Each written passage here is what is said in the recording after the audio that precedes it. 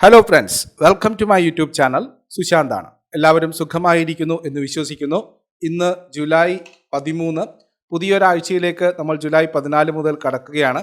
ഈ ആഴ്ച വളരെ പ്രാധാന്യമുള്ളതാണ്. എപ്പോഴും പറയുന്നത് പോലെയല്ല. കാരണം നിഫ്റ്റി കഴിഞ്ഞ ആഴ്ചത്തെ ട്രേഡിംഗ് നോക്കുകയാണെങ്കിൽ ഏറ്റവും ലോ പോയിന്റ് ഓഫ് ദ വീക്കാണ് ക്ലോസിംഗ് നടന്നിരിക്കുന്നത്. വെള്ളിയാഴ്ച മൂന്നാമത്തെ ദിവസമായിരുന്നു കണ്ടിന്യൂസ് ആയിട്ട് നിഫ്റ്റിയിൽ വീക്ക്നെസ് കണ്ടത്. സോ പ്രധാനപ്പെട്ട ഇൻഡെക്സുകളൊക്കെ തന്നെ ഒരു പ്രോഫിറ്റ് ബുക്കിങ്ങോട് കൂടിയാണ് വെള്ളിയാഴ്ച ക്ലോസിംഗ് നടന്നിരിക്കുന്നത്. നിഫ്റ്റി പ്രധാനപ്പെട്ട ലെവലുകളായിട്ടുള്ള 25,300 താഴെ നിഫ്റ്റി വരികയുണ്ടായി. അതിന് കറക്റ്റായിട്ട് 150 പോയിൻറ്റോളം കറക്ഷൻ അവിടെ നിന്ന് വന്നു കഴിഞ്ഞു. സോ 20 ദിവസത്തെ എക്സ്പോണൻഷ്യൽ മൂവിങ് ആവറേജിന് താഴെയാണ് നിഫ്റ്റി ക്ലോസിംഗ് നടത്തിയിരിക്കുന്നത്. 25,149 എന്ന് പറയുന്ന പ്രധാനപ്പെട്ട ലെവലുകളിലാണ് നിഫ്റ്റി ഉള്ളത്. അതുപോലെ തന്നെ നിഫ്റ്റി ബാങ്ക് ആയാലും അതുപോലെ തന്നെ സെൻസെക്സിലാണ് വെള്ളിയാഴ്ച കൂടുതലും വീക്ക്നെസ് കണ്ടത്. ഏകദേശം 1000 പോയിന്റ് ഒരു കറക്ഷൻ വന്നിട്ടുണ്ടായിരുന്നു. പ്രധാനപ്പെട്ട രണ്ട് റീസൺ എന്ന് പറയുന്നത് നമ്മുടെ Q1 റിസൾട്ട് സീസൺ ആരംഭിച്ചു കഴിഞ്ഞു. നമ്മുടെ ലാസ്റ്റ് വീഡിയോയിലും TCS റിസൾട്ടിൻ്റെ അനുമാനങ്ങളെക്കുറിച്ച് കൃത്യമായിട്ട് പ്രതിപാദിച്ചിട്ടുണ്ടായിരുന്നു. TCS result നിരാശപ്പെടുത്തി. മൊത്തത്തിലുള്ള IT സെഗ്മെൻറ്റിനെ അത് ബാധിക്കുമെന്നുള്ള ഒരു നിരാശയാണ് ഇൻവെസ്റ്റേഴ്സിന് ഒരു പാനിക് സെല്ലിംഗ് വന്നത്. പ്രധാനപ്പെട്ട IT കൗണ്ടറുകളിലൊക്കെ തന്നെ ഇന്നലെ അല്ലെങ്കിൽ വെള്ളിയാഴ്ച വളരെ ശക്തമായിട്ടുള്ള സെല്ലിംഗ് നടന്നു എന്നുള്ളതാണ്. അതുപോലെ ഡിമാർട്ടിൻ്റെ റിസൾട്ട് വന്നിരിക്കുന്നതും മാർക്കറ്റിന് അത്രമാത്രം ഡൈജസ്റ്റ് ആവാൻ സാധിക്കാത്ത രീതിയിലാണ് വന്നിരിക്കുന്നത്. സോ റിസൾട്ട് സീസൺ ആരംഭിച്ചതോടുകൂടി തന്നെ സെക്ടർ സ്പെസിഫിക് ആയിട്ടും സ്റ്റോക്ക് സ്പെസിഫിക് ആയിട്ടുമുള്ള ആക്ഷൻസിന് കൂടുതൽ പ്രാധാന്യമുള്ള ഒരാഴ്ചയിലേക്കാണ് വന്നുകൊണ്ടിരിക്കുന്നത്. അതുപോലെ മറ്റൊരു കാര്യം, US-ൻ്റെ ട്രേഡ് ഡീലുമായിട്ട് ബന്ധപ്പെട്ട വാർത്ത വീണ്ടും ട്രംപ് നീട്ടി കൊണ്ടുപോവുകയാണ്. അതുമായിട്ട് ബന്ധപ്പെട്ടിട്ടുള്ള അനിശ്ചിതാവസ്ഥയും നിക്ഷേപകരിൽ ഒരു സംശയം ജനിപ്പിച്ചു. വ്യാഴാഴ്ച വന്നിരിക്കുന്ന FII DII ഡാറ്റ നോക്കിക്കഴിഞ്ഞാലും അവർ രണ്ടുപേരും വാങ്ങലുകൾ തന്നെയാണ് നടത്തിയിരിക്കുന്നത്. പക്ഷേ അവരുടെ ഫ്യൂച്ചർ ആൻഡ് ഓപ്ഷൻ സെഗ്മെൻറ്റിലുള്ള ഷോർട്ട്സ് പൊസിഷൻസും കാര്യങ്ങളൊക്കെ തന്നെ ഇൻവെസ്റ്റേഴ്സിനെ വീണ്ടും ഒരു പാനിക് സിറ്റുവേഷനിലേക്ക് കൊണ്ടുപോയി. അല്ലെങ്കിൽ ആ ഒരു കോൺഫിഡൻസ് ഇല്ല എന്ന് വേണം പറയാൻ. കണ്ടിന്യൂസ് ആയിട്ട് നിഫ്റ്റി ഒരു ടൈറ്റ് റേഞ്ചിലാണ് ട്രേഡിംഗ് നടന്നുകൊണ്ടിരിക്കുന്നത്. അതിനുശേഷം 25,300 താഴെ നിഫ്റ്റി ബ്രേക്ക് ചെയ്യുകയുണ്ടായി. അതിനുശേഷം ഷാർപ്പായിട്ടുള്ള സെല്ലിംഗ് വന്നു എന്നുള്ളതാണ്. അപ്പോൾ ഒരു കോൺഫിഡൻസ് ഒന്നുകിൽ തിരിച്ചു വരണമെങ്കിൽ നമുക്ക് ശക്തമായിട്ടൊരു ന്യൂസ് ഫ്ലോയുടെ ആവശ്യമുണ്ട്. അതിൽ ഒന്ന് ട്രേഡ് ഡീൽ തന്നെയാണ്. ട്രേഡ് ഡീലും അതുപോലെ തന്നെ ഇനി വരുന്ന റിസൾട്ടുകൾ ഈ ആഴ്ചയും ഒരുപാട് കമ്പനികൾ ICICI Pru, അതുപോലെ തന്നെ HCL Tech, rallies India, SRs, അതുപോലെ തന്നെ ടെക് മഹീന്ദ്ര പോലുള്ള കമ്പനികളുടെയൊക്കെ റിസൾട്ട് ഈ ആഴ്ചയും വരാനുണ്ട്.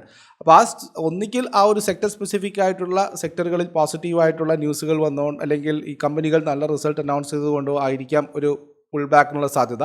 അല്ല എങ്കിൽ മേജർ കാര്യം ട്രേഡ് ഡീൽ തന്നെയാണ്. ട്രംപിൻ്റെ ഭാഗത്തു നിന്നും വരുന്ന ഇന്ത്യയുമായിട്ടുള്ള ട്രേഡ് ഡീലിലൊരു ഫൈനൽ കട്ട് വരികയാണെങ്കിൽ സ്വാഭാവികമായിട്ടും മാർക്കറ്റിലൊരു പോസിറ്റിവിറ്റി വരാം. അത് മാർക്കറ്റിനെ നല്ല രീതിയിൽ ഇൻഫ്ലുവൻസ് ചെയ്യുന്നതായിട്ടും കാണാൻ സാധിക്കും, പ്രത്യേകിച്ചും ഈ ഒരു കറക്ഷൻ വന്നതോടുകൂടി.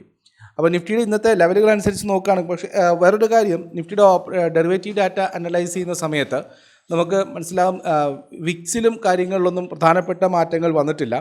ഏകദേശം അവരുടെ ത്രഷോൾഡ് ആയിട്ടുള്ള 15 എന്ന് പറയുന്ന ഒരു ഇന്ത്യ വിക്സിൻ്റെ ഇതിൽ നിന്നും 11ലേക്കാണ് വന്നിരിക്കുന്നത്. സോ ഒരു മേജർ ഈ ഒരു സെൽ ഓഫ് വന്നിട്ട് പോലും വെള്ളിയാഴ്ച വലിയ രീതിയിലുള്ള മാറ്റം വിക്സിൽ വന്നിട്ട് കാണുന്നില്ല. സോ ഒരു മേജർ ഒരു ഡിസാസ്റ്റർ സെല്ലിങ്ങിനുള്ള സാധ്യത വളരെ കുറവായിട്ടാണ് എനിക്കും തോന്നുന്നത്. സോ ഒരു റിക്കവറി വരികയാണെങ്കിൽ നമുക്ക് അടുത്ത ഒരു പ്രധാനപ്പെട്ട റിക്കവറി സ്റ്റേജ് എന്ന് പറയുന്നത് 25,250 ടു 25,300 എന്ന് പറയുന്ന ഒരു പോയിന്റിലേക്ക് നമുക്കൊരു പുൾ ബാക്കിനുള്ള സാധ്യതയാണ് എനിക്കും തോന്നുന്നത്. അതേസമയം 25,050 താഴെ അല്ലെങ്കിൽ 25,000 എന്ന് പറയുന്ന ഒരു സൈക്കോളജിക്കൽ സപ്പോർട്ടിന് താഴെ മാത്രമാണ് നിഫ്റ്റി വീക്കാവാനുള്ള സാധ്യത ഈ ഒരു ക്ലോസിങ്ങിൽ നിന്നും കാണുന്നത്. സോ വളരെ ഷോർട്ട് ടേമിലുള്ളൊരു ടാർഗറ്റ് അല്ലെങ്കിൽ ഏറ്റവും അടുത്ത ഒരു നിഫ്റ്റിയുടെ പോയിൻറ്റ്സ് എന്ന് പറയുന്നത് 25,250 ടു 25,300 എന്ന് പറയുന്ന വളരെ സ്ട്രോങ് ആയിട്ടുള്ള റെസിസ്റ്റൻസ് ആണ്. അതേസമയം 25,000 എന്ന് പറയുന്ന 25,000 ടു 25,050 എന്ന് പറയുന്ന വളരെ സ്ട്രോങ് ആയിട്ടുള്ള ഒരു സപ്പോർട്ട് സോണുമായിട്ടാണ് കാണുന്നത്. അതേസമയം കഴിഞ്ഞ ആഴ്ചത്തെ അവസാനിപ്പിച്ച വീക്കിൽ ഡെറിവേറ്റീവ് ഡാറ്റയൊക്കെ നോക്കുന്ന സമയത്ത് ഏറ്റവും കുറഞ്ഞ വോളിയം നടന്നിരിക്കുന്നത് കഴിഞ്ഞ ഒരു 1.5 വർഷത്തിൻ്റെ കാര്യം നോക്കുമ്പോൾ ആ 1.5 വർഷത്തിനിടയ്ക്ക് ഏറ്റവും കുറവ് വോളിയം നടന്നിരിക്കുന്ന ഒരു എക്സ്പയറിയാണ് കഴിഞ്ഞ ആഴ്ച നടത്തിയിരിക്കുന്നത്. അതിൻ്റെ ഒരു ഇഫക്റ്റ് മാർക്കറ്റ് റിലേറ്റഡ് ആയിട്ടുള്ള സ്റ്റോക്കുകളിൽ BSE പോലുള്ള സ്റ്റോക്കുകളിലൊക്കെ തന്നെ അതിൻ്റെ ഒരു ഇഫക്റ്റ് കാണാനുമുണ്ട്. സെബിയുടെ റിപ്പോർട്ട് വന്നിരിക്കുന്നു. അതുപോലെ തന്നെ F&Oയിൽ കണ്ടിന്യൂസ് ആയിട്ടുള്ള പാർട്ടിസിപ്പേഷൻ കുറഞ്ഞു വരുന്നു എന്നുള്ളതൊക്കെ തന്നെ ഈ ഒരു സെഗ്മെൻറ്റിലും വോളറ്റാലിറ്റി നോക്കിക്കഴിഞ്ഞാൽ മനസ്സിലാവും.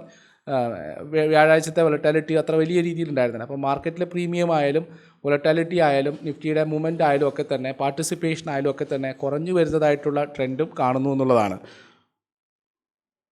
അതുപോലെ നിഫ്റ്റിയെ സംബന്ധിച്ചിട്ടൊരു പ്രധാനപ്പെട്ട അപ്സൈഡ് എന്ന് പറയുന്നത് 25,350 മുകളിലുള്ള ഒരു ക്ലോസിംഗ് മാത്രമാണ് നിഫ്റ്റിയെ സംബന്ധിച്ചിട്ടുള്ള ഒരു പോസിറ്റീവ് ഔട്ട്ലുക്ക് എന്ന് പറയുന്നത്. 25,350 മുകളിൽ നിഫ്റ്റി ക്ലോസ് ചെയ്യുകയാണെങ്കിൽ മാത്രമാണ് അടുത്ത റാലിക്കുള്ള സാധ്യതയായിട്ടുള്ളത്. ആ ഒരു റാലി ചിലപ്പോൾ 25,500 വരെയെങ്കിലും കണ്ടിന്യൂ ചെയ്യാനുള്ള സാധ്യതയുണ്ട്. അപ്പോൾ ഷോർട്ട് ടേമിൽ നിഫ്റ്റി ചെറിയൊരു വൊളറ്റാലിറ്റി കാണിക്കാം. അത് ഒരു പുൾ ബാക്കിനുള്ള സാധ്യത നമുക്ക് നാളെയും തള്ളിക്കളയാൻ സാധിക്കില്ല. ഇറസ്പെക്റ്റീവ് ഗ്ലോബൽ എന്തെങ്കിലും വാർത്തകൾ, ഇപ്പോൾ ഞാനിത് ചെയ്യുന്ന സമയത്ത് ചില വാർത്തകൾ ഫ്ലാഷ് ചെയ്യുന്നത് കണ്ടു. കാനഡയ്ക്കും അതുപോലെ തന്നെ യൂറോപ്യൻ യൂണിയന് മുകളിലും ട്രംപ് താരിഫ് വരാൻ സാധ്യതയുണ്ട്. 30-35% അധികം താരിഫ് വരാൻ സാധ്യതയുണ്ടെന്ന്. ഇതുപോലുള്ള ഏതെങ്കിലും സ്പെസിഫിക് ന്യൂസ് ഫ്ലോസ് വരികയാണെങ്കിൽ നിഫ്റ്റിയിൽ വീണ്ടും ഒരു പാനിക് സെല്ലിങ്ങിനുള്ള സാധ്യത നമുക്ക് തള്ളിക്കളയാൻ സാധിക്കില്ല. അങ്ങനെയാണെങ്കിൽ അടുത്ത ഒരു സപ്പോർട്ട് 25,000 എന്ന് പറയുന്ന സൈക്കോളജിക്കൽ സപ്പോർട്ട് ബ്രേക്ക് ചെയ്യുകയാണെങ്കിൽ 24,800 850 ലെവലുകൾ മാത്രമാണ് വളരെ പ്രധാനപ്പെട്ട ഒരു സപ്പോർട്ട് സോണായിട്ട് നിഫ്റ്റിക്ക്. അവിടെയാണ് 100 ഡേ മൂവിങ് ആവറേജും കാര്യങ്ങളൊക്കെ ഉള്ളത്. സോ നിഫ്റ്റി വോളറ്റൈൽ ആവാനുള്ള സാധ്യത കൂടുതലാണ്. പക്ഷേ ഇന്നലത്തെ അതേ സ്റ്റാറ്റസ് കോ മെയിൻറ്റെയിൻ ചെയ്യുകയാണെങ്കിൽ പ്രത്യേകിച്ചും ന്യൂസ് ഫ്ലോസും ഗ്ലോബൽ ക്യൂസൊന്നും വരികയില്ല എങ്കിലും നിഫ്റ്റി ഇവിടുന്ന് ഒരു 100-150 പോയിൻ്റ് റിക്കവറിക്കുള്ള സാധ്യതയും നമുക്ക് തള്ളിക്കളയാൻ സാധിക്കില്ല. So it's all depend upon ട്രംപിൻ്റെ നീക്കങ്ങൾ, അതുപോലെ തന്നെ നമ്മുടെ റിസൾട്ട് സീസൺ. അതുകൊണ്ട് തന്നെ ഇൻഡെക്സിൽ ഫോക്കസ് ചെയ്യുന്നതിനേക്കാൾ കൂടുതലായിട്ടും നമുക്ക് ഓപ്പർച്യൂണിറ്റീസ് കിട്ടുക സ്റ്റോക്ക് സ്പെസിഫിക് ആയിട്ടും സെക്ടർ സ്പെസിഫിക് ആയിട്ടും മൂവ് അതുകൊണ്ടായിരിക്കാം ആ ഒരു സെഗ്മെൻറ്റിലേക്ക് കോൺസെൻട്രേറ്റ് ചെയ്യുന്നതായിരിക്കാം നമ്മുടെ ഇൻവെസ്റ്റേഴ്സിനെ സംബന്ധിച്ചും ട്രേഡേഴ്സിനെ സംബന്ധിച്ചും കൂടുതൽ സേഫ് എന്നുള്ളതാണ് പറയാനുള്ളത്. ഇനി സ്റ്റോക്ക് സ്പെസിഫിക് ആയിട്ടും സെക്ടർ സ്പെസിഫിക് ആയിട്ടുള്ള ന്യൂസുകളിലേക്ക് പോകുന്നതിന് മുന്നോടിയായിട്ട് നമ്മുടെ ചാനൽ നിങ്ങൾ ആദ്യമായിട്ടാണ് കാണുന്നതെങ്കിൽ തീർച്ചയായിട്ടും ചാനൽ കണ്ട് ഇഷ്ടമായിട്ടുണ്ടെങ്കിൽ നിങ്ങൾ സബ്സ്ക്രൈബ് ചെയ്യാൻ മറക്കാതിരിക്കുക. നിങ്ങൾ ഒരാളിലേക്കെങ്കിലും ഈ ചാനൽ പുതുതായിട്ട് എത്തിച്ചു എന്നുള്ള ഒരു കാര്യം കൂടി ചെയ്തു എന്ന് ഉറപ്പുവരുത്തുക. നിങ്ങൾക്ക് ഒരുപാട് ഗ്രൂപ്പുകളും വാട്സപ്പ് ഗ്രൂപ്പുകളും ടെലിഗ്രാം ചാനലുകളൊക്കെ ഉണ്ടാവും. അവിടെയൊക്കെ നമ്മുടെ ഒരു വീഡിയോയുടെ പ്രസൻസ് എത്തിക്കുക എന്നുള്ളതാണ്. അതുകൊണ്ട് ഞാനൊരു സെബി രജിസ്റ്റേർഡ് റിസർച്ച് അനലിസ്റ്റാണ്. ഞങ്ങളുടെ റിസർച്ച് അഡ്വൈസറി പ്രൊഡക്റ്റുകൾക്കായിട്ട് നിങ്ങൾക്ക് ഞങ്ങളുടെ ടെലിഗ്രാം ചാനലിലേക്കോ നമ്മുടെ മൊബൈൽ ആപ്ലിക്കേഷനോ ഡൗൺലോഡ് ചെയ്ത് ഉപയോഗിക്കാവുന്നതാണ്. അവിടെ ന്യൂസ് അപ്ഡേറ്റ്സുകളും റിസർച്ച് നോട്ട്സുകളൊക്കെ തന്നെ പോസ്റ്റ് ചെയ്യുന്നത്. വളരെ ചെറിയ എമൗണ്ടിൽ നിങ്ങൾക്കൊരു സെബി രജിസ്റ്റേർഡ് ആയിട്ടുള്ള റിസർച്ച് എൻറ്റിറ്റിയുടെ ഹെൽപ്പ് കിട്ടുന്നു എന്നുള്ളത് നമ്മുടെ കേരളത്തിൽ തന്നെ വളരെ അപൂർവമായിട്ടാണ് സെബി രജിസ്റ്റേർഡ് ആയിട്ടുള്ള റിസർച്ച് അനലിസ്റ്റ് ഫേമുകളുള്ളത്. സോ അംഗീകൃതമായിട്ടുള്ള ഫേമുകളിൽ നിന്നും നിങ്ങൾക്ക് അഡ്വൈസറി സർവീസുകൾ എടുക്കാൻ താല്പര്യമുണ്ടെങ്കിൽ നമ്മുടെ ടെലിഗ്രാം ചാനലിലേക്കോ നമ്മുടെ നമ്മുടെ മൊബൈൽ ആപ്ലിക്കേഷനോ ഡൗൺലോഡ് ചെയ്ത് ഉപയോഗിക്കാവുന്നതാണ്. അവിടെ ന്യൂസ് ആപ്ലിക്കേഷൻസും ഒക്കെ തന്നെ ലഭിക്കുന്നതാണ്. നമ്മുടെ പഴയ ടെലിഗ്രാം ചാനലുള്ള ഒരു പുതിയ ടെലിഗ്രാം ചാനലിലേക്ക് ജോയിൻ ചെയ്യുക. കാരണം പഴയ ടെലിഗ്രാം ചാനലിൽ ചെറിയ ടെക്നിക്കൽ എററുകൊണ്ട് പുതിയതായിട്ടുള്ള ആൾക്കാർക്ക് ജോയിൻ ചെയ്യാൻ പറ്റുന്നില്ല. അതുകൊണ്ട് തന്നെ നമ്മുടെ ലിങ്കുകൾ ക്ലിക്ക് ചെയ്ത് മാത്രം ഞങ്ങളുമായിട്ട് അസോസിയേറ്റ് ചെയ്യുക എന്നുള്ളതാണ്. അതുപോലെ നമ്മുടെ പല സ്റ്റോക്കുകൾ നമ്മുടെ ഈ യൂട്യൂബ് ചാനലിൽ ഡിസ്കസ് ചെയ്തത് നിങ്ങൾ ഹോൾഡ് ചെയ്യുന്നതാണെങ്കിൽ നിങ്ങൾക്ക് ഒരു പോസിറ്റീവായിട്ട് കണ്ടിരിക്കാം. മൾട്ടി ബാഗർ സ്റ്റോക്കുകൾ ഈ 2-3 മാസം കൊണ്ട് തന്നെ മാർക്കറ്റിങ്ങിന് ഒരു കൺസോൾട്ടേഷൻ ഫേസിൽ പോകുമ്പോൾ തന്നെ മാർക്കറ്റിൽ നല്ല രീതിയിലുള്ള റിട്ടേൺ, അതിപ്പോൾ SML സുസു, അതുപോലെ തന്നെ ഫോഴ്സ് മോട്ടോഴ്സ്, കഴിഞ്ഞ ആഴ്ച നമ്മൾ സജസ്റ്റ് ചെയ്ത മർഫിൻ ബാങ്ക്, അതുപോലെ തന്നെ മുഞ്ചാൽ ഷോവ ഏകദേശം 44-45% അടുത്ത റിട്ടേൺ വളരെ ഷോർട്ട് ടേമിൽ വന്നു. അതുപോലെ തന്നെ മുഫിൻ ഫിനാൻസ്, ഗ്രീൻ ഫിനാൻസ് 75 നിലവാരത്തിൽ നിന്ന് ഏകദേശം 93-94 വരെ വരികയുണ്ടായി. സോ വളരെ ഷോർട്ട് ഫേം ആയിട്ടുള്ള റിസർച്ച് ബേസ്ഡ് ആയിട്ടുള്ള GMR ഇൻഫ്ര, അതുപോലെ തന്നെ GMR ഇൻഫ്ര 90 മുകളിൽ വരികയുണ്ടായി. കണ്ടിന്യൂസ് ആയിട്ടുള്ള സജഷനായിരുന്നു GMRൻ്റെ ഭാഗത്തൊക്കെ ഞാൻ ഫണ്ടമെൻ്റൽ അടക്കം എക്സ്പ്ലെയിൻ ചെയ്തുകൊണ്ട് വന്നത്. സോ ഇതുപോലുള്ള റിസർച്ച് ബേസ്ഡ് ആയിട്ടുള്ള സജഷൻസിനായിട്ട് നിങ്ങൾക്ക് ഞങ്ങളുമായിട്ട് അസോസിയേറ്റ് ചെയ്യാവുന്നതാണ്. ഞങ്ങൾ കോളുകൾക്ക് പറ്റിയുള്ള റിസർച്ചും റാഷണൽസും കാര്യങ്ങളും കൂടി പഠിച്ചതിന് ശേഷമാണ് നിങ്ങൾക്ക് മുന്നിലേക്ക് കോളുകളായിട്ട് സജസ്റ്റ് ചെയ്യുന്നത്. സോ നിങ്ങളെ ഞങ്ങൾ അഡ്വൈസറി ബോർഡുകളിലേക്ക് എക്സ്പെക്റ്റ് ചെയ്യുകയാണ്. താല്പര്യമുള്ളവർക്ക് ജോയിൻ ചെയ്യാവുന്നതാണ്. ഇനി ആഴ്ചയിലെ പ്രധാനപ്പെട്ട ഇവൻറ്റുകൾ നോക്കിക്കഴിഞ്ഞാൽ തിങ്കളാഴ്ച നമുക്ക് HCL ടെക്കിൻ്റെ റിസൾട്ട് വരുന്നുണ്ട്. HCL ടെക്ക്, അതുപോലെ തന്നെ Rallis India, Ola Electric, Tejas Network, Tata Technologies പോലുള്ള കമ്പനിയുടെ റിസൾട്ട്, അതുപോലെ തന്നെ മൈക്രോ ക്യാപ് കമ്പനികളായിട്ടുള്ള Nelco, Kesoram Industries, SR India, Sambhav Steel Tubes, അങ്ങനെ ഡെൻ നെറ്റ്വർക്ക് പോലുള്ള കമ്പനിയുടെ ഏകദേശം 22ഓളം കമ്പനികൾ തിങ്കളാഴ്ച റിസൾട്ടുമായിട്ട് വരുന്നുണ്ട്. ആ ഒരു റിസൾട്ട് സ്പെസിഫിക് ആയിട്ടുള്ള ആക്ഷൻസ് നമുക്ക് പ്രതീക്ഷിക്കാവുന്നതാണ്. അതിന് പുറമെ വളരെ പ്രധാനപ്പെട്ട ഒരു IPO, ആന്തം ബയോസയൻസിൻ്റെ IPO, ബാംഗ്ലൂരു ബേസ്ഡ് ആയിട്ടുള്ള CRDMO, അതായത് കോൺട്രാക്ട് റിസർച്ച് ഡെവലപ്മെൻറ്റ് മാനുഫാക്ചറിങ് ഫേമായിട്ടുള്ള CRDMOയുടെ IPO കൂടി ആരംഭിക്കുകയാണ്. അതിന് പുറമെ WPI inflation, CPI inflation June മാസത്തെ ഫിഗർ വരുന്നുണ്ട്. കാരണം നമുക്കറിയാം CPI ഇൻഫ്ലേഷൻ കഴിഞ്ഞ മാസം ഏറ്റവും ലോവസ്റ്റ് ലെവലിലായിരുന്നു. ഏകദേശം 2019 ഫെബ്രുവരിക്ക് ശേഷമുള്ള ഏറ്റവും ലോവസ്റ്റ് ലെവലിലായിരുന്നു ഇൻഫ്ലേഷൻ വന്നിരിക്കുന്നത്. CPI ഇൻഫ്ലേഷൻ 3.16 വന്നു. മെയ്യിൽ അത് 2.8 മീൻസ് ഏപ്രിലിൽ 3.16 ഉണ്ടായിരുന്നത് അത് മെയ്യിലേക്ക് 2.82 വന്നിട്ടുണ്ട്. അപ്പം ആർ ബി ഐയുടെ ഇൻഫ്ലേഷൻ പ്രൊജക്ഷൻ ബാൻഡായിട്ടുള്ള ലോവർ ബാൻഡായിട്ടുള്ള 2% താഴെ എന്നുള്ള ഒരു ടാർഗറ്റിലേക്ക് വരുമെന്ന് അറിയില്ല. ഏതായാലും C P inflation market expect ചെയ്യുന്ന വളരെ പ്രധാനപ്പെട്ട ഒരു ഡാറ്റയാണ്. ജൂൺ മാസത്തെ എന്തായിരിക്കും സി പി ഇൻഫ്ലേഷൻ വരുന്നത്. അതുപോലെ തന്നെ ഹോൾസെയിൽ പ്രൈസ് ഇൻഫ്ലേഷനും വരുന്ന ദിവസമാണ് തിങ്കളാഴ്ച. ഇതിനോട് ചൊവ്വാഴ്ചയും മാർക്കറ്റ് റിയാക്ട് ചെയ്തേക്കാം. ഇൻഫ്ലേഷൻ റിലേറ്റഡ് ആയിട്ടുള്ള സെക്ടറായിട്ടുള്ള FMCG പോലുള്ള കൺസ്യൂമർ സ്പെൻഡിംഗ് ഒക്കെ ആ ഒരു സെക്ടറിൽ ഇതിൻ്റെ ഒരു ഇഫക്റ്റ് വന്നേക്കാം. അതിന് പുറമെ ചൊവ്വാഴ്ച നോക്കിക്കഴിഞ്ഞാൽ നമുക്ക് പ്രധാനപ്പെട്ട റിസൾട്ടുകളുണ്ട്. ചൊവ്വാഴ്ചത്തെ കാര്യം നോക്കിക്കഴിഞ്ഞാലും 20ഓളം കമ്പനികൾ അന്ന് റിസൾട്ടുമായിട്ട് വരുന്നുണ്ട്. അതിൽ പ്രധാനപ്പെട്ട ലാർജ് ക്യാപ് കമ്പനികൾ ICICI പ്രൂ ലൈഫാണ്. അതുപോലെ തന്നെ HBD financials, ICICI Lombard, HDFC Life. Insurance സെഗ്മെൻറ്റിലായിരിക്കും കൂടുതൽ ഫോക്കസ് എന്ന് വരാൻ സാധ്യത. കാരണം എല്ലാ കമ്പനികളും ലാർജ് ക്യാപ്പിൽ നിന്നും ഇൻഷുറൻസ് സെക്ടറിലാണ് റിസൾട്ടുമായിട്ട് വരുന്നത്. മിഡ് ക്യാപ് കമ്പനികളായിട്ടുള്ള Himadri speciality, Bank of Maharashtra, Adani Wilmar പോലുള്ള കമ്പനികളുണ്ട്.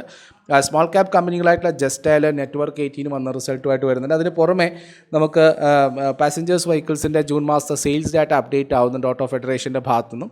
അതുകൊണ്ട് തന്നെ ഓട്ടോ കമ്പനികൾ വന്ന് ഫോക്കസിൽ വരാനുള്ള, പ്രത്യേകിച്ചും ടാറ്റ മോട്ടോഴ്സ്, ഐഷർ, അശോക് ലൈലൻഡ് പോലുള്ള കമ്പനികളിൽ ഫോക്കസ് വരാൻ സാധ്യതയുണ്ട്. അതുപോലെ തന്നെ ബുധനാഴ്ചയും നമുക്ക് റിസൾട്ടുകളുണ്ട്. ബുധനാഴ്ച ഏകദേശം 16ഓളം കമ്പനികൾ റിസൾട്ടുമായിട്ട് വരുന്നുണ്ട്. അതിൽ പ്രധാനപ്പെട്ട കമ്പനി ടെക് മഹീന്ദ്രയാണ് ലാർജ് ക്യാപ്പിൽ നിന്നും.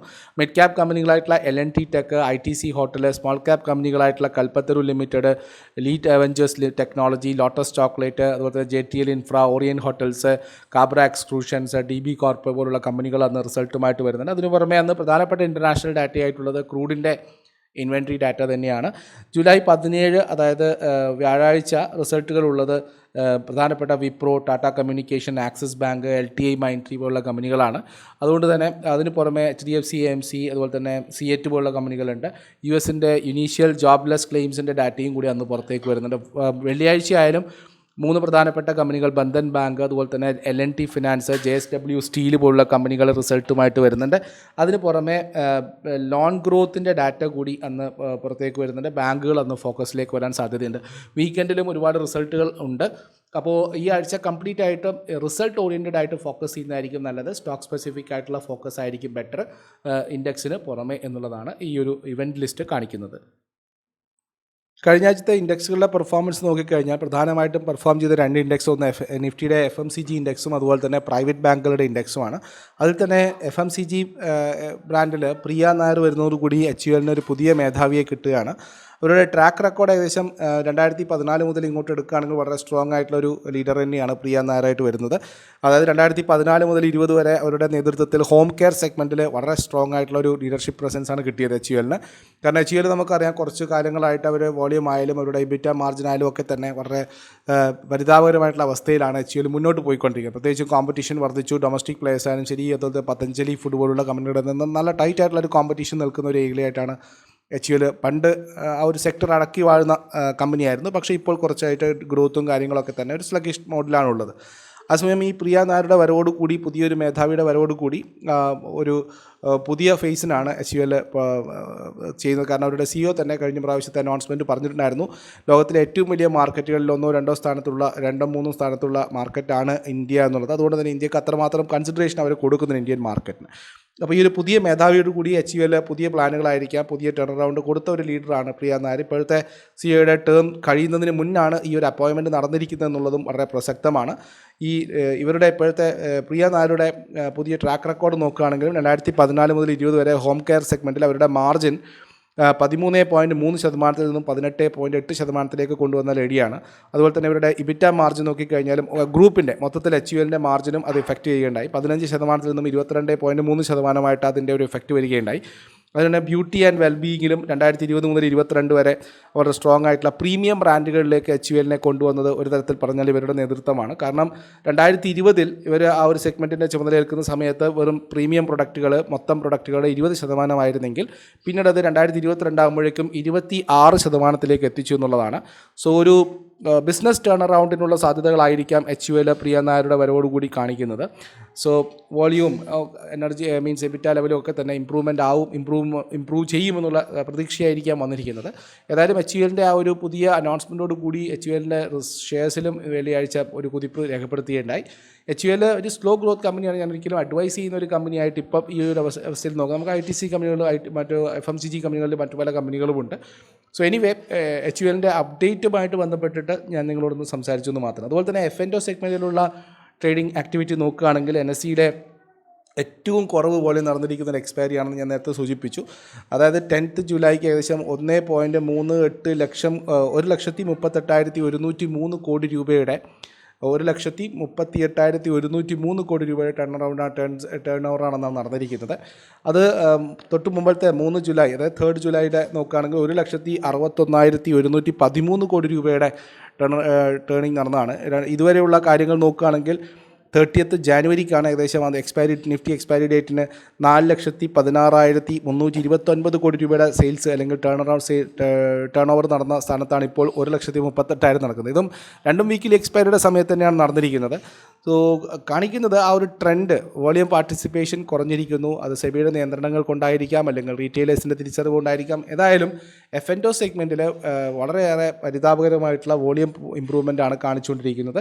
അതായത് ടോട്ടൽ ടേൺ അറൗണ്ടിൽ ഏകദേശം 14%, ഏറ്റവും പീക്ക് നോക്കുകയാണെങ്കിൽ 14% കുറവും, സ്റ്റോക്ക് ഫ്യൂച്ചേഴ്സിൽ 2% കുറവും, ഇൻഡെക്സ് ഫ്യൂച്ചേഴ്സിൽ 21% കുറവുമാണ് വന്നിരിക്കുന്നത്.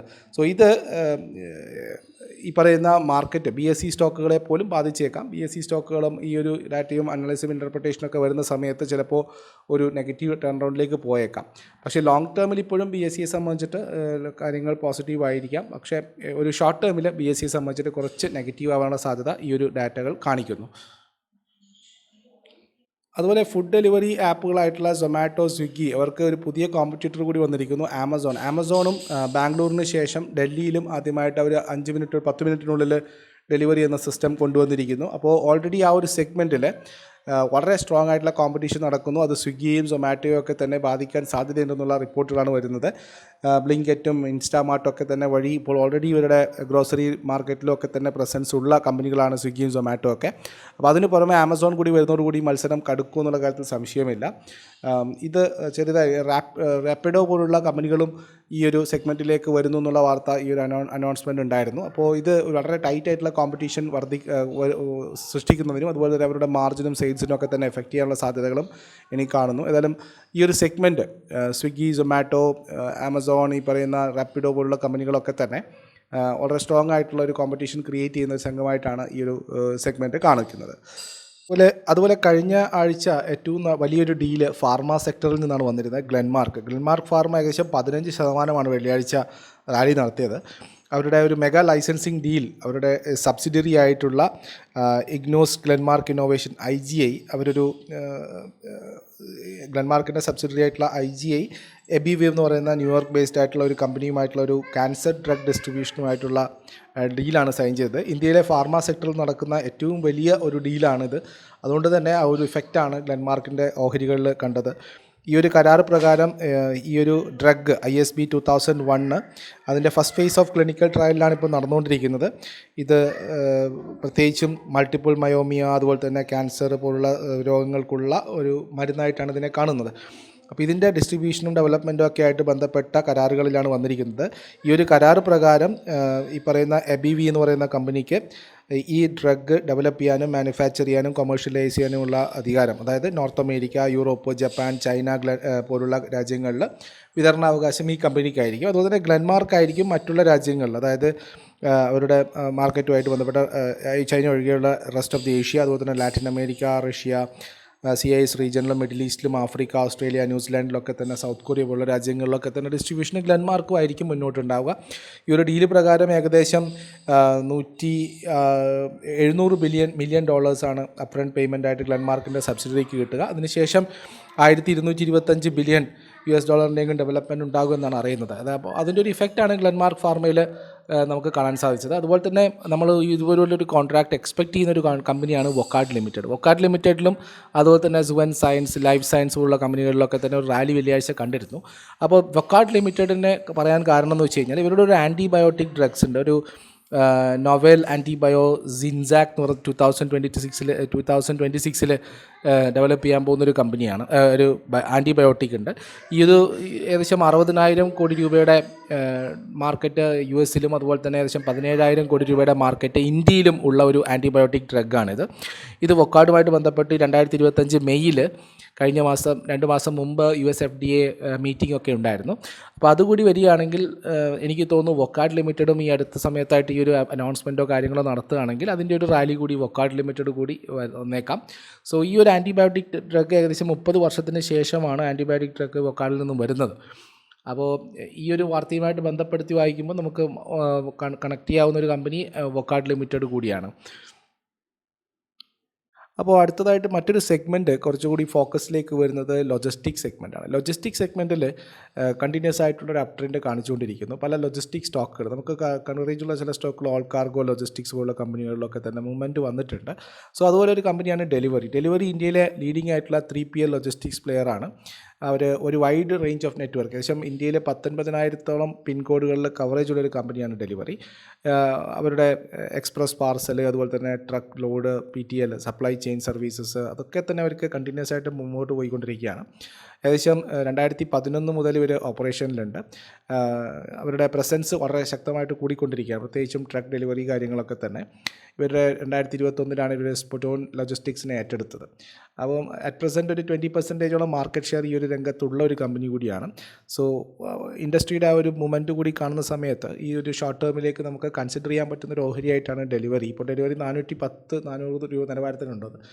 എനിക്ക് തോന്നുന്നൊരു ആ ഒരു സെഗ്മെൻറ്റ് കൂടി പോസിറ്റീവ്നെസ്സിലേക്ക് വരികയാണെങ്കിൽ നമുക്കൊരു 450-460 നിലവാരത്തിലേക്കൊക്കെ പോകാൻ സാധ്യതയുള്ള ഒരു ഓഹരിയായിട്ടാണ് ഡെലിവറി ലോജിസ്റ്റിക് സെഗ്മെൻറ്റിൽ നിന്നുള്ളത്. അതുപോലെ തന്നെ നമുക്ക് ഇൻഡിഗോയെ മാറ്റി നിർത്താൻ പറ്റില്ല. പലപ്പോഴായിട്ട് ഇൻഡിഗോ ഡിസ്കസ് ചെയ്ത ഒരു കാര്യമാണ്. ഇൻഡിഗോയിൽ വീണ്ടും ഒരു പോസിറ്റീവ് മൊമെൻറ്റം വന്നിരിക്കുന്നു. അവരുടെ കോർ സ്ട്രെങ്ത് എന്ന് പറയുന്നത് കോസ്റ്റ് എഫിഷ്യൻസി തന്നെയാണ്. ബഡ്ജറ്റഡ് എയർലൈനാണ്. അതുപോലെ തന്നെ ബിസിനസ് മോഡൽ വളരെ സ്ട്രോങ് ആണ്. അവരുടെ എയർക്രാഫ്റ്റ് ഓർഡർ ബുക്ക് വളരെ സ്ട്രോങ് ആണ്. ഗ്രോത്ത് വിസിബിലിറ്റി കൂടുതലാണ്. ഇപ്പോൾ അടുത്തായിട്ട് ഏറ്റവും ലോങ്ങസ്റ്റ് ആയിട്ടുള്ള എയർപ്ലെയിൻ മാഞ്ചസ്റ്ററിലേക്കൊക്കെ അവരുടെ പ്ലെയിൻ അല്ലെങ്കിൽ എയർക്രാഫ്റ്റ് ട്രാവൽ ചെയ്യുന്നതായിട്ടുള്ള ലോങ്ങസ്റ്റ് റൂട്ടൊക്കെ വന്നിട്ടുണ്ടായിരുന്നു. അതിനെക്കുറിച്ച് ഞാൻ വീഡിയോയിൽ പ്രതിപാദിച്ചിട്ടുണ്ട്.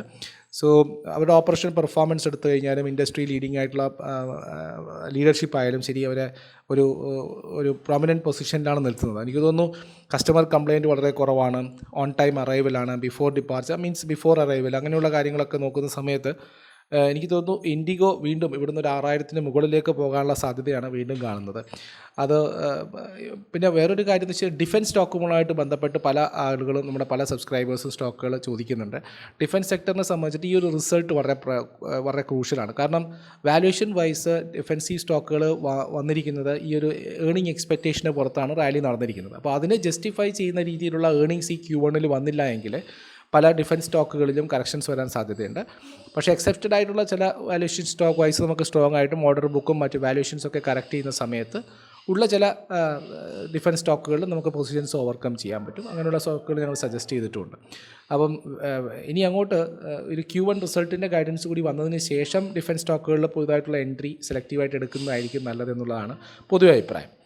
അതുപോലെ സ്ട്രോങ് ആയിട്ട് മുന്നോട്ട് നോക്കാൻ സാധ്യതയുള്ളൊരു ഓഹരിയാണ് സുസ്ലോൺ എനർജിയുടെ പുതിയ ഓർഡർ ബുക്ക് ഔട്ട്ലുക്ക് നോക്കുന്ന സമയത്തും വളരെ സ്ട്രോങ് ആണ്. പ്രത്യേകിച്ചും അവരുടെ കോൺട്രാക്റ്റ് അവാർഡ് ഏകദേശം 1.5 ജിഗാവാട്ടിൻ്റെ കോൺട്രാക്റ്റാണ് അവർക്ക് NTPCയിൽ നിന്ന് വന്നിരിക്കുന്നത്. അതുപോലെ തന്നെ അവരുടെ ഓർഡർ ബുക്ക് സ്ട്രോങ് ആണ്. അവരുടെ ബെനിഫിറ്റ് റെഗുലേറ്ററി ടെയിൽവിൻഡ് വെച്ച് നോക്കുകയാണെങ്കിലും, കാരണം മാറിക്കൊണ്ടിരിക്കുന്ന ഗവൺമെൻറ്റിൻ്റെ റെഗുലേറ്ററി റിക്വയർമെൻറ്റ്സിൽ ഏറ്റവും കൂടുതൽ അപ്ഡേറ്റ്സ് കൊണ്ടുവന്നിരിക്കുന്നത് ഒരു തരത്തിൽ സുസ്ലോൺ തന്നെയാണ്. സോ എക്സിക്യൂഷൻ നോക്കിക്കഴിഞ്ഞാലും അതിൻ്റെ എക്സിക്യൂഷൻ റേറ്റ് നോക്കിക്കഴിഞ്ഞാലും പോസിറ്റീവാണ്. ലാൻഡ് അക്വിസിഷൻ അവർ നടത്തിയിരിക്കുന്നു. EPC എക്സ്പാൻഷൻ കറക്റ്റായിട്ട് നടക്കുന്നുണ്ട്. സോ ഇപ്പോൾ ഏകദേശം 64-65 നിലവാരത്തിലാണ് സുസ്ലോൺ ഉള്ളത്. എനിക്ക് തോന്നുന്നു അടുത്ത ഒരു സുസ്ലോണിൻ്റെ ടാർഗറ്റ് ഒരു 80-85 മുകളിലേക്ക് പോകേണ്ടതാണ്. ഇതുപോലൊരു ക്ലിയർ കട്ട് ടെക്നിക്കൽസാണ് നമുക്ക് GMR-ലും 770-ലും 68-ലും 70-74-ലൊക്കെ വിസിബിൾ ആയിട്ടുള്ളത്. GMR ഇപ്പം കംഫർട്ടബിളായിട്ട് 90-ക്ക് മുകളിലേക്ക് വന്നിട്ടുണ്ട്. സോ എനിക്ക് തോന്നുന്നു വലിയൊരു രീതിയിലുള്ള എക്സ്പോഷർ എടുക്കാനല്ല. പലപ്പോഴും നമ്മുടെ സബ്സ്ക്രൈബേഴ്സ് ചെയ്യുന്നത് വലിയ എക്സ്പോഷർ എടുത്തിട്ട് സ്റ്റോക്ക് കൺസോളിഡേറ്റ് ചെയ്യുന്ന സമയത്ത് അതിൽ ട്രാപ്പ് ചെയ്യപ്പെടുകയാണ്. നമുക്ക് മാക്സിമം ഒരു 5-15% അല്ലെങ്കിൽ 10% ഒക്കെ നമ്മുടെ പോർട്ട്ഫോളിയോയുടെ എമൗണ്ട് മാത്രം ഡിപ്ലോയ് ചെയ്തിട്ട് വെയിറ്റ് ചെയ്യുക എന്നുള്ളതാണ്. കാരണം അണ്ടർ കറണ്ടും വാല്യുവേഷൻ വൈസ് നമ്മൾ സ്റ്റോക്ക് എടുക്കുന്ന സമയത്ത് എപ്പോഴും കുറച്ചുകൂടി വെയിറ്റ് ചെയ്യേണ്ടി വരും. ആ സ്റ്റോക്ക് ആ ഒരു വാല്യൂവിൽ എത്തിക്കുന്നത് വരെയെങ്കിലും നമുക്ക് സമാധാനം എന്ന് പറയുന്നത് നമ്മൾ ആ ഒരു വാല്യുവേഷൻ പുറത്താണ് എടുത്തിരിക്കുന്നത്. അതുകൊണ്ട് തന്നെ സ്റ്റോക്ക് പെർഫോം ചെയ്യുന്നുള്ള കാര്യത്തിൽ നമുക്കൊരു തരത്തിൽ ഒരു വിശ്വാസം ഉണ്ടാകും. അപ്പം മാനേജബിൾ ആയിട്ടുള്ള ക്യാപിറ്റലാണ് അതിൽ ഡിപ്ലോയ് ചെയ്യുന്നതെങ്കിൽ നിങ്ങൾക്കൊരു മാന്യമായിട്ടുള്ള റിട്ടേൺ ഒരു ചെറിയ സമയം വെയിറ്റ് ചെയ്തത് കൊണ്ട് കിട്ടിയേക്കാം. ഓക്കെ, അപ്പോൾ അതുകൂടി കൺസിഡർ ചെയ്തിട്ട് വേണം ഇതുപോലുള്ള സ്റ്റോക്കുകൾ. ചെറിയ പൈസയാണ്, മാർക്കറ്റ് പ്രൈസ് വളരെ ചെറുതാണെന്ന് വെച്ചിട്ട് കൂടുതൽ എക്സ്പോഷർ എടുക്കുന്നത് ഒരിക്കലും സ്റ്റോക്ക് മാർക്കറ്റിൽ അഡ്വൈസബിൾ അല്ലാത്തൊരു കാര്യമാണ്. അതുപോലെ ഈ ഒരു ചെറിയ റിസൾട്ട് സെഗ്മെൻറ്റിൽ നിന്നും വന്നിരിക്കുന്ന ഒരു സെഗ്മെൻറ്റ് എന്ന് പറയുന്നത് ഇന്ത്യയിലെ പമ്പ് മാർക്കറ്റാണ്. അതായത് മോണോ ബ്ലോക്ക് പമ്പുകളും സോളാർ പമ്പുകളും അഗ്രികൾച്ചർ ആവശ്യങ്ങൾക്ക് വേണ്ടി ഉപയോഗിക്കുന്ന പമ്പ് സെറ്റുകളൊക്കെ ഉണ്ടാക്കുന്ന കമ്പനികളുടെ ഇന്ത്യയിലെ ഈ ഒരു സെക്ടർ വളരെ നല്ല രീതിയിൽ 2030 കൂടി വളരുമെന്നുള്ളൊരു പ്രൊജക്ഷൻ വന്നിട്ടുണ്ട്. ഏകദേശം 15% ഗ്രോത്താണ് CAGR റേറ്റിൽ കാണിക്കുന്നത്. സോളാർ പമ്പുകളുടെ ഡിമാൻഡും വർദ്ധിച്ചുകൊണ്ടിരിക്കുന്നു. പ്രത്യേകിച്ചും അഫോർഡബിലിറ്റി ആയാലും ഇറിഗേഷൻ്റെ ആവശ്യങ്ങൾക്കനുസരിച്ചിട്ടൊക്കെ ഗവൺമെൻറ് സപ്പോർട്ടൊക്കെ കൊടുക്കും. PM കുസും യോജനയൊക്കെ ഉണ്ട്. അങ്ങനെ വരികയാണെങ്കിൽ ഏകദേശം 9.2 CAGR ഗ്രോത്തിലായിരിക്കും എക്സ്പോർട്സും വരാൻ സാധ്യത. സോ അതുകൊണ്ട് തന്നെ ആ ഒരു സെഗ്മെൻറ്റിലുള്ള നിങ്ങൾക്ക് എല്ലാവർക്കും പരിചിതമായിട്ടൊരു സ്റ്റോക്കാണ്, നമ്മൾ പലപ്പോഴായിട്ടും പ്രോഫിറ്റ് ബുക്ക് ചെയ്തൊരു സെഗ്മെൻറ്റ് കൂടിയാണ് ശക്തി പമ്പ്. സോ എനിക്ക് തോന്നുന്നു ശക്തി പമ്പ് പലപ്പോഴായിട്ട് നമ്മൾ അഡ്വൈസ് ചെയ്ത സ്റ്റോക്കാണ്. അതിൽ പലപ്പോഴായി പ്രോഫിറ്റ് ബുക്ക് ചെയ്തിട്ടുണ്ട്. നമ്മൾ 700-800 പറഞ്ഞിട്ട് അത് 1000-ന് മുകളിലൊക്കെ പോയിട്ട് തിരിച്ചു വന്നിരിക്കുന്ന സ്റ്റോക്കാണ്. അപ്പോൾ ആ ഒരു സെക്ടർ ഔട്ട്ലുക്ക് പോസിറ്റീവ് ആയതുകൊണ്ട് തന്നെ ശക്തി പമ്പ് പലതരത്തിലുള്ള പമ്പുകൾ മാനുഫാക്ചർ ചെയ്യുന്ന ഒരു കമ്പനിയാണ്. സോളാർ സ്റ്റെയിൻലെസ് സ്റ്റീൽ പമ്പുകൾ, പ്രഷർ ബൂസ്റ്റർ പമ്പുകൾ, പമ്പ് മോട്ടോഴ്സ്, അതുപോലെ തന്നെ ഇൻവേർട്ടേഴ്സ്, കൺട്രോളർ, 3 മാനുഫാക്ചറിങ് ഫെസിലിറ്റീസാണ് ഇവർക്കുള്ളത് മധ്യപ്രദേശിലും. അതുപോലെ തന്നെ 5 ലക്ഷം പമ്പുകൾ ആനുവലി ഉണ്ടാക്കാനുള്ള കപ്പാസിറ്റി ഇപ്പോൾ നിലവിൽ ഈ കമ്പനിക്കുണ്ട്. 500ഓളം ഡീലേഴ്സ് ഇവർക്കുണ്ട്. അവരുടെ ശക്തി എന്ന് പറയുന്ന ബ്രാൻഡാണ് ഇവർക്കുള്ളത്. ഏകദേശം 25% ഡൊമസ്റ്റിക് മാർക്കറ്റ് ഷെയർ ഉള്ളൊരു കമ്പനിയാണ്. പ്രൈം മിനിസ്റ്ററുടെ കുസും യോജന പ്രകാരം അവരുടെ സോളാർ പമ്പുകൾക്ക് വലിയ രീതിയിൽ റൂറൽ ഏരിയസിലെ ഫാർമേഴ്സിൻ്റെ ഇടയിൽ ഡിമാൻഡുള്ളൊരു കമ്പനിയാണ്. ഏകദേശം ഈ റീസെൻ്റ്ലി അവർ 7th ജൂലൈ 2025 കമ്പനി ഏകദേശം 293 കോടി രൂപ QIP വഴി റേസ് ചെയ്തത്. മ്യൂച്വൽ ഫണ്ട്സുകൾ ഏകദേശം 918 രൂപ പ്രകാരമാണ് ഈ സ്റ്റോക്കുകൾ വാങ്ങിയിരിക്കുന്നത്. ഇപ്പോഴത്തെ പ്രൈസ് ഏകദേശം 1.3% പ്രീമിയത്തിലാണ് ഉള്ളത്. ഏകദേശം ഈ ഫണ്ടുകളൊക്കെ നോക്കുകയാണെങ്കിൽ 2025 കമ്പനിയുടെ പെർഫോമൻസ് നോക്കുകയാണെങ്കിലും കമ്പനിയുടെ ഹയസ്റ്റ് എവർ റവന്യൂ ആണ്, സെയിൽസാണ് കമ്പനി 2025 രേഖപ്പെടുത്തി 2516 കോടി രൂപ. സ്ട്രോങ് ഡിമാൻഡ് മൊമെൻറ്റം ആയിരുന്നു, എഫിഷ്യൻറ്റ് എക്സിക്യൂഷൻ ആയിരുന്നു അവരുടെ ഡിമാൻഡ്, ഓർഡർ ബുക്കും കാര്യങ്ങളൊക്കെ തന്നെ.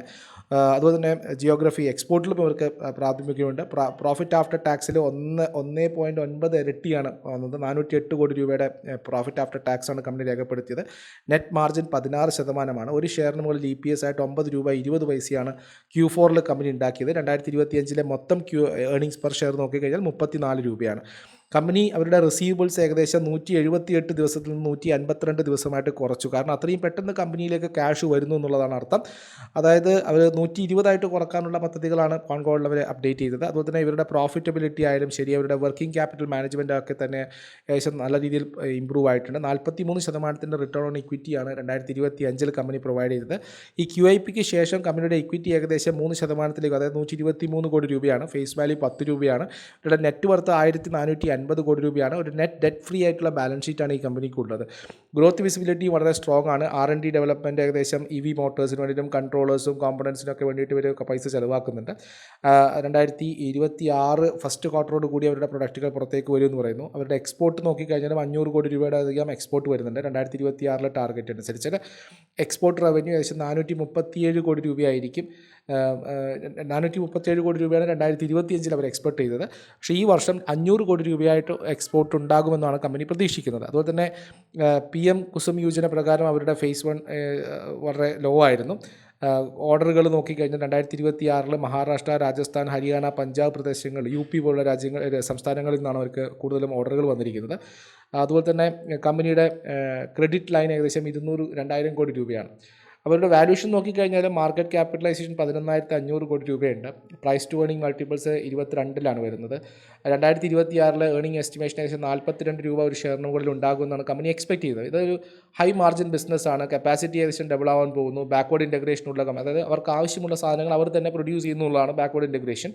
അതുപോലെ തന്നെ ലാർജ് സെക്ടർ ഓപ്പർച്യൂണിറ്റി കമ്പനിക്കുണ്ട്. 50.3% പ്രൊമോട്ടർ ഹോൾഡിംഗ് ഉണ്ട്. 12.1% ഇൻസ്റ്റിറ്റ്യൂഷൻസാണ് ഈ കമ്പനിയിൽ ഹോൾഡ് ചെയ്യുന്നത്. ബാക്കിയുള്ളത് മാത്രമാണ് ബാലൻസ് റീറ്റെയിലേഴ്സിന് പോകുന്നത്. വാല്യൂഷൻ നോക്കുകയാണെങ്കിൽ ഇവരുടെ ഇപ്പോഴത്തെ ലിസ്റ്റഡ് പ്ലെയർ ആയിട്ടുള്ള ആഗ്രി പമ്പ് മേക്കറായിട്ടുള്ള Oswal pump price to earnings 24x market capitalisation 8,400 crore രൂപ മാത്രമേ ഉള്ളൂ. അതുപോലെ തന്നെ ലോവർ റവന്യൂ ആണ്. 1,430 കോടി രൂപയുടെ റവന്യൂ മാത്രമാണ് അവർക്കുള്ളത്.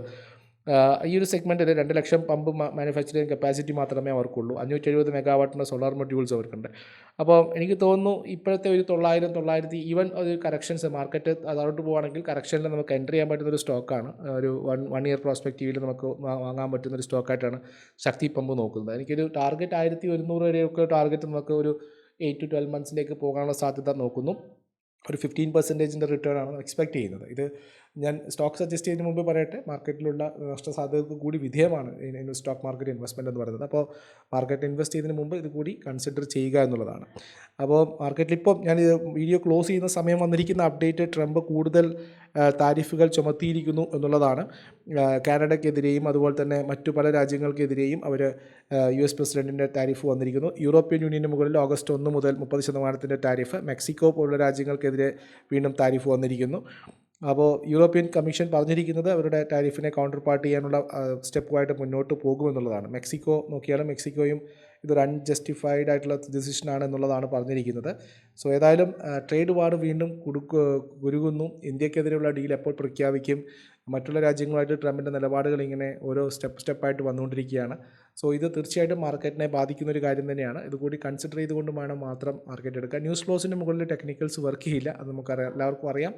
സോ 25,000 ഒരു സൈക്കോളജിക്കൽ സപ്പോർട്ടാണ്, വളരെ ക്രൂഷ്യലായിട്ട് നിഫ്റ്റി ഹോൾഡ് ചെയ്യേണ്ടതാണ്. ഞാൻ പറയുന്നത് നേരത്തെ ആവർത്തിക്കുന്നു, സ്റ്റോക്ക് സ്പെസിഫിക് ആയിട്ട് നീങ്ങുക ഒരിക്കലും. കാരണം വെള്ളിയാഴ്ചയും വ്യാഴാഴ്ചയൊക്കെ നാസ്ഡാക്കും S&P 500 ഒക്കെ പുതിയ ഹൈ ഹിറ്റ് ചെയ്യുന്ന സമയത്തും ഇന്ത്യൻ മാർക്കറ്റ് അത് മാനിക്കാതെയാണ് മുന്നോട്ട് പോയിക്കൊണ്ടിരുന്നത്. സോ ഒരു വലിയ രീതിയിലുള്ള കണക്ഷൻ ഇല്ല. പക്ഷേ ഈ ഒരു ട്രേഡ് റിലേഷനും ഡീലും ഒക്കെ ആയിട്ട് വരുന്ന സമയത്ത് ഇന്ത്യക്ക് മുകളിലെ പ്രഷർ വന്നേക്കാം. അപ്പം ഏതായാലും നോക്കാം നമുക്ക് ഈ ആഴ്ച എങ്ങനെയായിരിക്കും എന്നുള്ളത്. വളരെ കൃത്യമായിട്ടുള്ള അനാലിസിസോടുകൂടി മുന്നോട്ട് പോകുന്നതായിരിക്കും എപ്പോഴും ട്രേഡേഴ്സിനും ഇൻവെസ്റ്റേഴ്സിനും വേണ്ടി നല്ലത്. Q1 റിസൾട്ടുകളുണ്ട്, റിസൾട്ട് സ്പെസിഫിക് ആയിട്ട് കൂടി നമുക്ക് മാർക്കറ്റിനെ അപ്രോച്ച് ചെയ്യണം. അപ്പം കൂടുതൽ അപ്ഡേറ്റ്സുകൾക്കും വിഷയങ്ങൾക്കുമായിട്ട് നമ്മുടെ ചാനൽ നിങ്ങൾ സബ്സ്ക്രൈബ് ചെയ്യാൻ മറക്കാതിരിക്കുക. ഞാൻ നിങ്ങളെല്ലാവരും അഡ്വൈസറി ബോർഡിലേക്ക് എക്സ്പെക്റ്റ് ചെയ്യുകയാണ്. സോ വളരെ നോമിനലായിട്ടുള്ള എമൗണ്ടുകൾക്ക് അഡ്വൈസറി സർവീസുകൾ ലഭ്യമാണ്. നമ്മുടെ കൃത്യമായിട്ടുള്ള റിസൾട്ട് സീസൺ ആയതുകൊണ്ട് തന്നെ കൃത്യമായിട്ടുള്ള അപ്ഡേറ്റുകളും കാര്യങ്ങളൊക്കെ തന്നെ കൊടുക്കേണ്ടതുണ്ട്. അതിന് കണക്കായിട്ടുള്ള പിക്സുകളും കാര്യങ്ങളൊക്കെയാണ് നമ്മുടെ ഭാഗത്ത് നിന്ന് വന്നുകൊണ്ടിരിക്കുന്നത്. ഫണ്ടമെൻ്റൽ പിക്സ്, സജഷൻസും കാര്യങ്ങളൊക്കെ തന്നെ വരുന്നുണ്ട്. സോ താല്പര്യമുള്ളവർക്ക് ജോയിൻ ചെയ്യാം. മാർക്കറ്റിൽ വളരെ കൃത്യമായിട്ടുള്ള ഗൈഡൻസോട് മുന്നോട്ട് പോകുന്നതായിരിക്കും നല്ലത്. അപ്പോൾ മറ്റൊരു വീഡിയോയുമായിട്ട് കാണാം. നിങ്ങളുടെ അഭിപ്രായങ്ങളും നിർദ്ദേശങ്ങളും തീർച്ചയായിട്ടും കമൻറ്റ് ബോക്സിൽ എക്സ്പെക്റ്റ് ചെയ്യുന്നു. ആ വീഡിയോ മുഴുവനായിട്ട് കണ്ടെന്ന് വിചാരിക്കുന്നു. കുറച്ച് ലെങ്തിയാണ്, പക്ഷേ ഒരു ഓവറോൾ ക്രിട്ടിക്കലായിട്ടുള്ളൊരു വീക്കാണ്, അതുകൊണ്ടാണ് ഇത്രയും ലെങ്തി ആയിട്ട് വന്നിരിക്കുന്നത്. അപ്പോൾ ലെങ്തായി പോയി എന്നുള്ളൊരു കമൻറ്റ് ഞാൻ എക്സ്പെക്റ്റ് ചെയ്യുന്നില്ല. ഒരുപാട് ആൾക്കാർക്ക് ഇഷ്ടമാണ് നമ്മുടെ വീഡിയോ. കുറച്ച് മാർക്കറ്റ് ഇൻഫർമേഷൻ അറിയാൻ താല്പര്യമുള്ളവർക്ക് ഉപകാരപ്രദമായിരിക്കും. അവരുടെ കമൻറ്റ്സും ഞാൻ കാണാറുണ്ട്. എല്ലാവർക്കും സപ്പോർട്ട് ചെയ്യുന്ന എല്ലാവർക്കും നന്ദി. സോ ഒരു കാര്യം ഓർമ്മിക്കുക, ഒരു ലൈക്ക് നിങ്ങൾ തരിക. നമുക്ക് 1000, 2000, 5000 ഒക്കെ ആൾക്കാർ കാണുന്നുണ്ടെങ്കിലും ലൈക്ക് എന്ന് പറയുന്നത് 500-ൽ താഴെയൊക്കെയാണ്. സോ അറ്റ്ലീസ്റ്റ് വ്യൂസിന് കണക്കായിട്ടെങ്കിലും ലൈക്ക് തരുന്ന എന്നെ പ്രോത്സാഹിപ്പിക്കുമെന്ന് ഞാൻ വിശ്വസിക്കുന്നു. മറ്റൊരു വീഡിയോ ആയിട്ട് കാണാം. അതുവരെ എല്ലാവർക്കും നന്ദി, നമസ്കാരം. നല്ലൊരു വീക്ക് എല്ലാവർക്കും ആശംസിക്കുന്നു.